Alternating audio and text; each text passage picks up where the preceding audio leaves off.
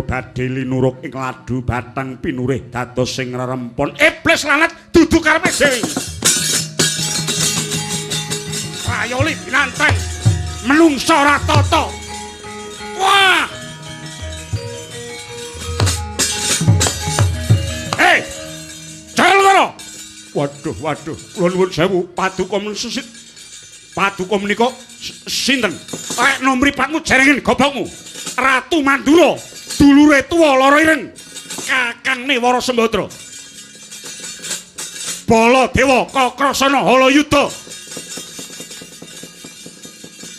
sumuk nyawane ratu Gustimu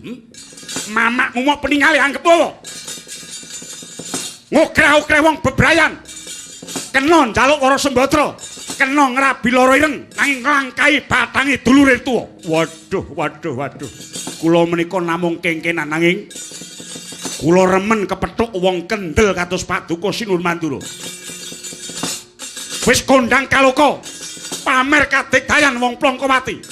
ora melek mripate yen to lara ireng wis dadi bojone Permati njaluk ora dawa umure ayo bali kandha ratu Gustimu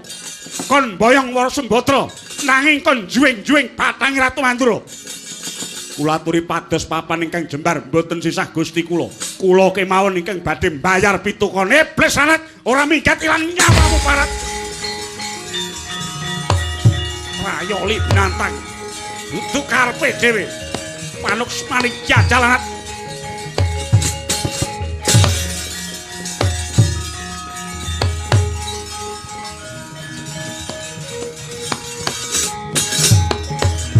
Nyata laruta sangking yudha sang guru kula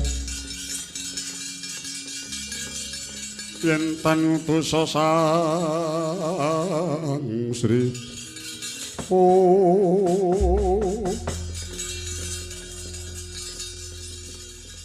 kemrisik dasaring Kang Raka Mandura ora kena mambu tantang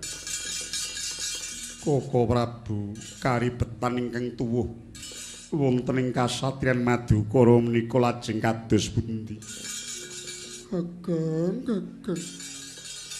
kok ya ana wae lelakon iki ngatasé penjalukku disirami dening Raden Panenggak durung karuan bisa kasembadan samengko wis tuwuh karibetan liyane Kakang Narayana padhang lelakon iki ya Kakang